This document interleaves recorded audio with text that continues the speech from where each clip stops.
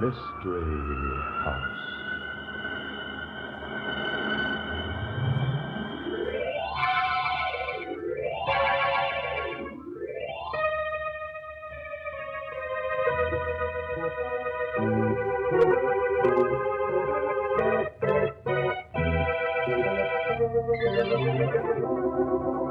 Mystery House, that strange publishing firm owned by Dan and Barbara Glenn, where each new novel is acted out by the Mystery House staff before it is accepted for publication.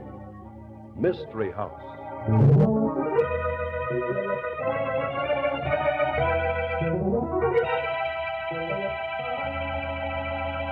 Say, Barb, you said the novel we're acting out for Mystery House tonight has a detective who never even sees the scene of the crime. That's technically correct, Dan. At least she never gets on the premises. She? Yes, the girl's an invalid. Oh, that sounds impossible. Oh, now, don't use that word, Mr. Glenn. Nothing's impossible. No, well, I can think of a good many things that nobody's ever been able to do. Well, I can remember when people said it would be impossible to make the radio commercials as interesting as the show itself. But listen to this.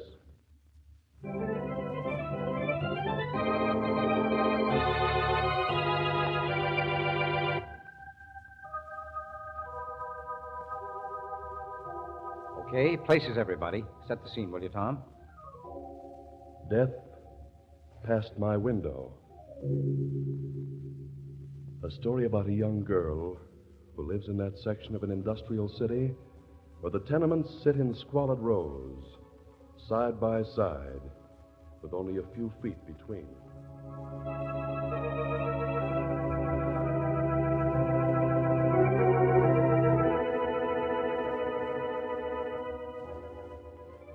My name is Hope Graves. I've been a hopeless invalid for 8 years, ever since the night a hit-and-run driver struck me down. I lie in my bed now in a dingy room of a crowded, faded tenement. My one window stares at a window in another tenement, almost directly opposite. That window and the girl who lives behind it have become friends of mine. Morning, Hope. How's the back today? Much better, thanks, Jenny. If you were telling the truth, you'd have the finest back in the world. Always better, every morning. Did Eddie bring you home last night, Jenny? Yep, as per usual. Why don't you bring him up to your room sometime, Jenny, and get him in front of your window so I can see him? Hey, not so fast, chum.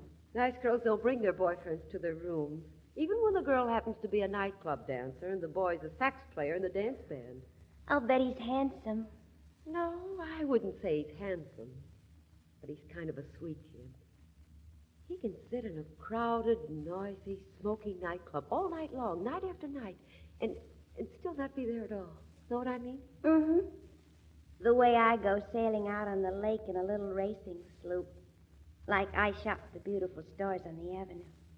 Poor kid. You with your one little window. But I do have one window. You know, Jenny, I sometimes wonder if people realize what wonderful inventions windows are.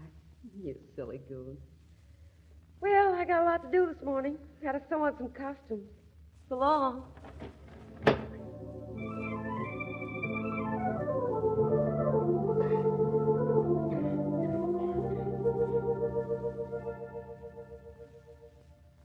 Jenny's days and nights are all mixed up, like mine. It isn't really morning, but 4 o'clock in the afternoon. Being in bed 24 hours of a day, year after year, you forget about day and night. Time is just something to fill best you can. It goes on, and on.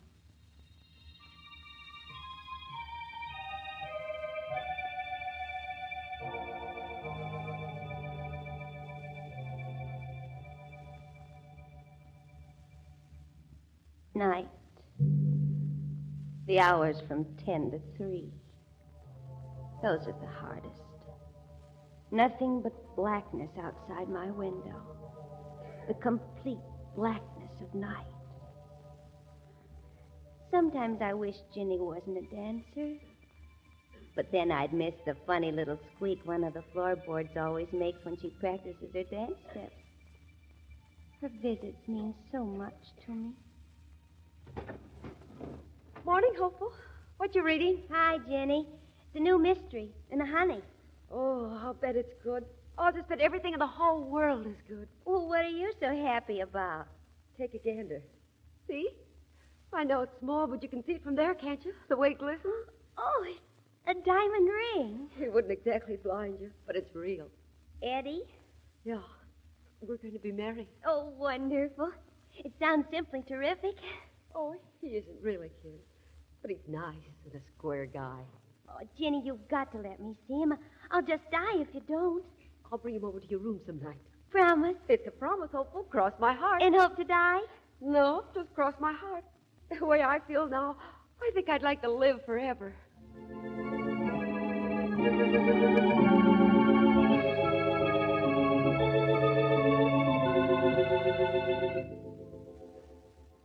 Days and nights form a pattern, not all alike, but each like some remembered one from the past.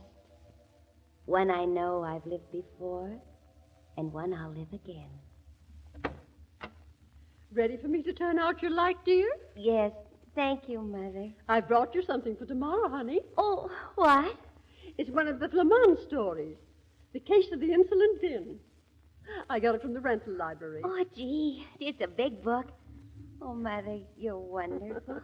Good night, dear.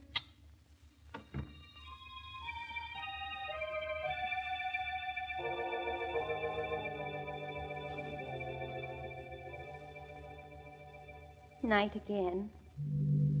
The hours from 10 to 3. Nothing but black night. What? Light.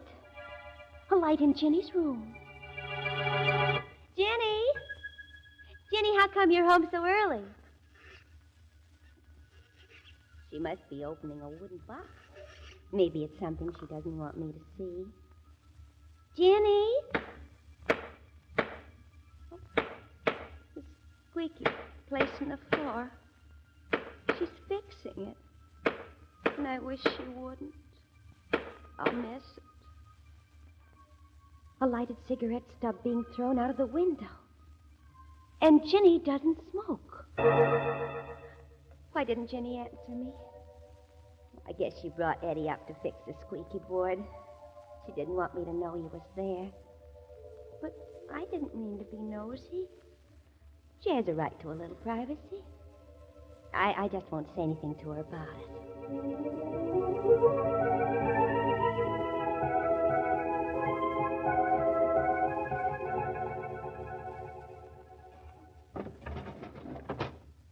Top of the morning, Hopeful. Hello, Jenny. When are you going to bring Eddie around? Gosh, honey, I've been so doggone busy. I see you finally got around to fixing the squeaky board in your floor. You could hear that squeaky board way over your place? Of course. It must have fixed itself then. I didn't do anything. Oh, I guess lots of things do fix themselves at that. Worked hard last night? No harder than usual. But we have a late show tonight. Got to practice a little. Be seeing you, Hopeful.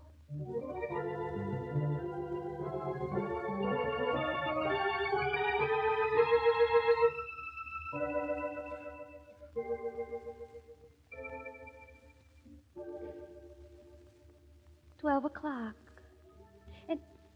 And Jenny's light just went on again. Oh, this is wrong. Before the pattern lost its form, it was never like this. Never. It's not right, Eddie. Are you jittery, hon? Your imagination's working overtime. I don't imagine things, Eddie. I wouldn't have asked to get off early tonight and come back here just for imagination. I'm afraid. Oh, Jenny. Eddie, let's get married tonight. Tonight? At this hour? Why, nobody's around. We could find someone. When you and I get married, we'll do it right. For keeps. Come here. Oh, That better? I guess so. Yeah, I better be going now. I didn't have any right up here. Oh, just a minute before you go. Hope you awake? Oh, sure, Jenny. I just woke up. You been home long? No. Stick your head over in front of the window, Eddie. Hello. I can't see you, but if you're a friend of Jenny's, I like you. Hello, Eddie. That's Hope Graves. You know, the girl I was telling you about. Glad to know you, Hope. Well, I have to be running along now. Will you do something for me before you go, Eddie? Sure, kid. Anything you say.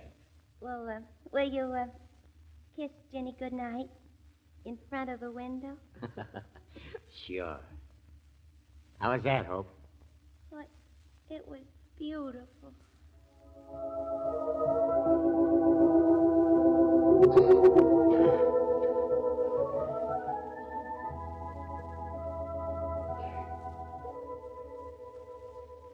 Four o'clock in the afternoon. Time for Jenny to pull up her shade and start her day. That's really nice. It's funny. I've never been jealous of Jenny's dancing feet, but today I am. She has a Prince Charming, and I'll never have one. I'll go on getting excitement from books, but I'll think of Jenny and her Eddie. I'll think of the misty sparkle in her eyes when Eddie kissed her last night. I'll think of it because it was so wonderful, and because I can't have it, ever.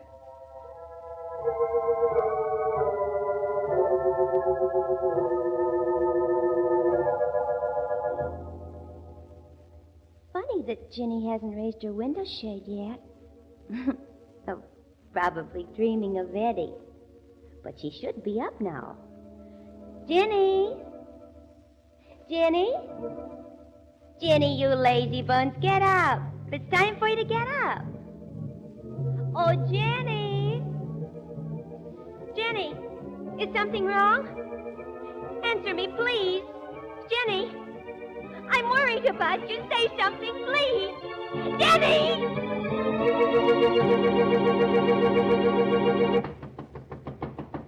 All right, open up, miss. You got your landlady worried. It's Emmett Bryant, Virginia. You know, the cop on the corner. Come on now, open the door like a good girl. Out of the house ordinarily she is by this time, Officer Bryan. I called, and it don't do no good. Virginia, are you opening the door now? Answer me. You got a pass key, Mrs. Schultz? No, these doors all got good spring locks, and the key to this one is locked. All right, stand back there, Mrs. Schultz. There's nothing for it but to bust in the door. See. Wait. Saints have mercy on her soul. Poor little kid, her head all caved in with a hammer. Wait a minute. What's this? Why, it looks like a long, heavy black silk necklace. Yeah, but it's got a snap hook on it. No, it ain't a necklace, Mrs. Schultz. What is it, then? And I think maybe it's something that's going to hang a man. No, Officer Bryan, no. You're all wrong. I know what that thing is, and you're wrong. Oh, I am I? Oh, yes. Well, what is it then? Well, it's a thing saxophone players wear around their necks to hold their instruments. Yeah, that's what I thought it was. Oh, but it couldn't be Eddie. It just couldn't be. Oh, Eddie, huh? So Virginia had a boyfriend named Eddie, and he left a saxophone card in her room. You know when he left it? Oh, No. No, I don't. You know his last name. You know where he lives. No. You don't know, or you just won't tell me? I said I didn't know. I heard you. But I've been around this neighborhood too long to be fooled all the time. Now, if you do know anything, kid, you should tell it fast. Why?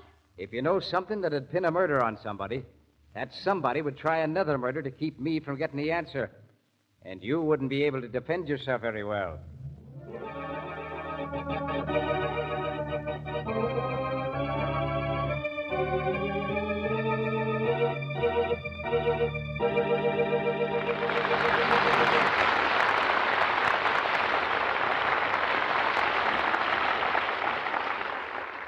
Is Officer Bryan right? Will the murderer strike again?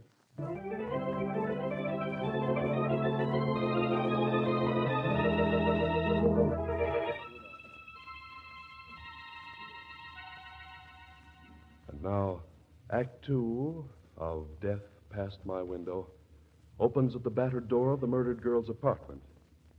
Somebody is knocking. Jenny, you're late for work. What's the matter, honey? Jenny! Jenny! What? What the devil? A cop? What are you doing here? Where's Jenny? She's down at headquarters, kid. Oh, no. She hasn't done anything. Take me to her right away. It ain't a bad act, kid. You almost convinced me. Almost. What are you talking about? Sit down. I want to see Ginny. She's late for work right now. She ain't going to work, kid. Ever. What? What are you trying to say? You already know. I don't know a thing. Quit torturing me. You've got to tell me. Something's happened. What is it? Well, Virginia's had an accident, Eddie. A bad accident. Her head was all caved in with a hammer early this morning. Oh, no. No, you're lying. No. No. It isn't true. It isn't true. It isn't true.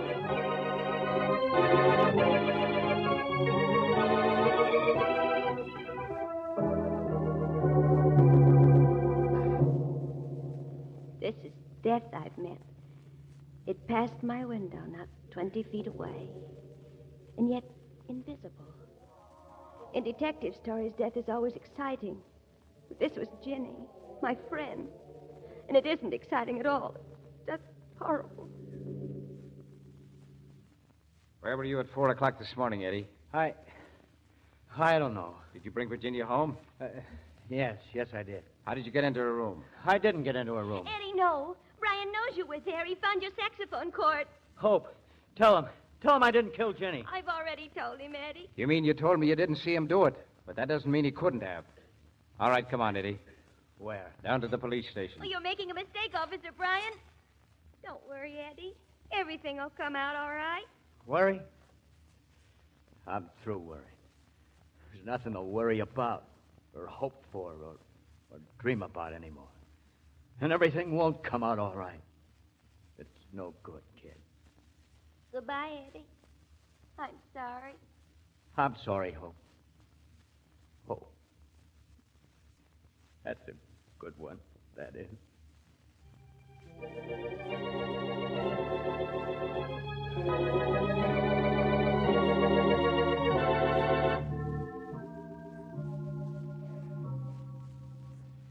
Brian caught the murderer, huh? Took him to the station.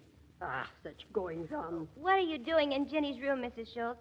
Brian told me I could move her things to the basement storage. Mrs. Schultz, will you call Officer Brian for me? What for? Tell him I want to talk to him, that I have some important information. But you have already told him all you know. No, there's a great deal more. There is an old proverb, Hope. Murder, though it have no tongue, will speak. No. People who look for trouble usually find it.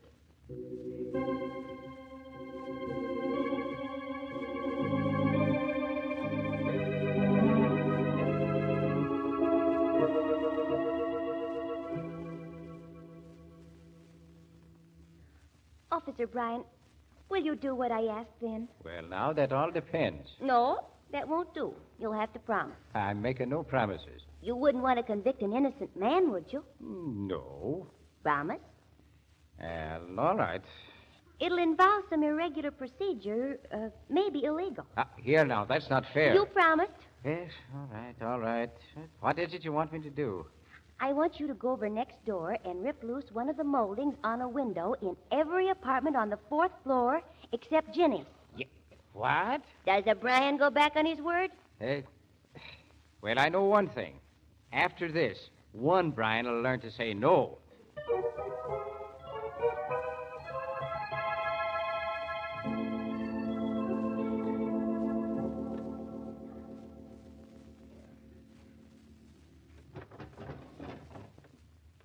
Did you get them all, Officer Brian? Yeah, fake phone calls to get people out, breaking and entering, destruction of property. And me a policeman, too. Yeah, I got every apartment on the 4th floor. And make Captain O'Houlihan never hear of it. Well, thanks, Brian. Now, all you have to do is wait. Wait? Sit over here in this room all by myself and wait? Wait for what? Just wait. And don't worry about being alone. We can visit. Hey, listen. Some of my destruction's being repaired. Yes, that's apartment 4D, isn't it? Sounds like it. Mr. and Mrs. Gutowski. He's a section hand, and he's not the one. Not the one.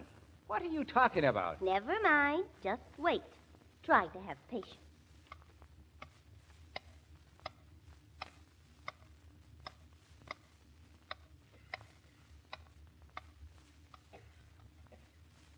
Young lady, Did you have me tear loose all of those moldings just so you could hear a hammer serenade? Now, that's 3 been fixed so far, and all you say is, that's not the one. That's not it either. Oh, that's not it either. That's not it either. How long do you expect me to sit in this room listening to people pounding nails? That's 4 moldings fixed. Only 2 to go. Oh, sure. I rip loose the window moldings and the people fix them. That's supposed to prove that the saxophone player didn't murder the girl. Huh, maybe I'm nuts.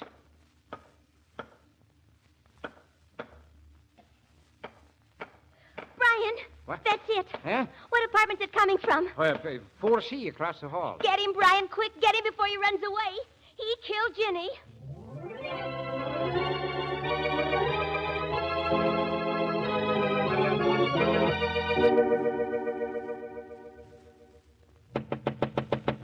Yeah, who's there? Officer Bryan, open up. Well, you don't have to be tough about it. What do you want? I want you to step across the hall. The room where the babe got murdered? No thanks, pal, not me. Come on. You step over here by this window, mister. Huh? What for? Hope. Is this the man? Yes. Yes, it has to be him. Say, what kind of a gag is this? I never seen this girl before in my life. How about that, Hope? Oh, he's quite right. I've never seen him before either. See, Copper? But he killed Ginny, and I can prove it. Hey, you don't look too healthy, sister. But it's less healthy to make cracks like that if you can't back 'em up. First, Officer Bryan, there's a wide pine floor in that room, isn't there? I've never seen it. Yeah, that's right. White pine. Lie down on the bed, Brian, and then get up. What? Oh, all right. Okay. Your foot, Brian. Keep it right there on the board it touched when you got up. Mark the board with your pencil. What goes, sister? You ain't gonna rope me in on any funny business. Getting interested, mister? All right, Brian. Get a hammer and pry up that board. Well, it still sounds crazy to me, but I might as well, I guess. No, you don't, Copper. What? Stay right where you are. Put down that gun, you. You'll get a bullet from it right through your thick head if you make a move. Now, keep your hands in the air while I take your gun. And don't get any ideas. What are you going to do? First, I'm going to do what the bright girl suggested. I'm going to pry up that board. Then I'm going to nick you enough so you won't follow me. And then take it on the lam. Money. I've never seen so much money in my life. About 30 grand, Copper. In nice, crisp folding dough. Yeah, but the checks, all them checks, what about them? Don't be dumb all your life, Copper. That's the racket. The checks are hot, lifted out of mailboxes. I got kids shoving hot checks all over town.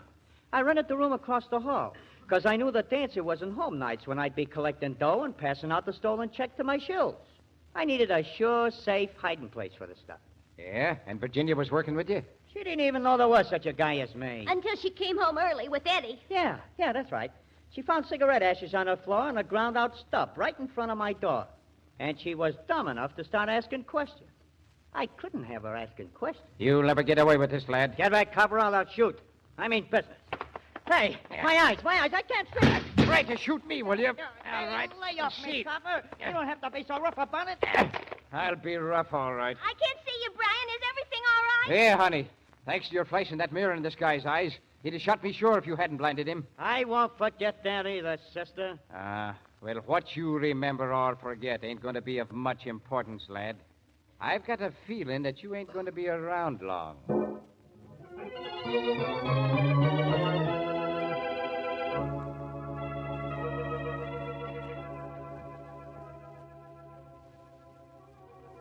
Yes. My name is still Hope Graves. I'm still a bedridden invalid.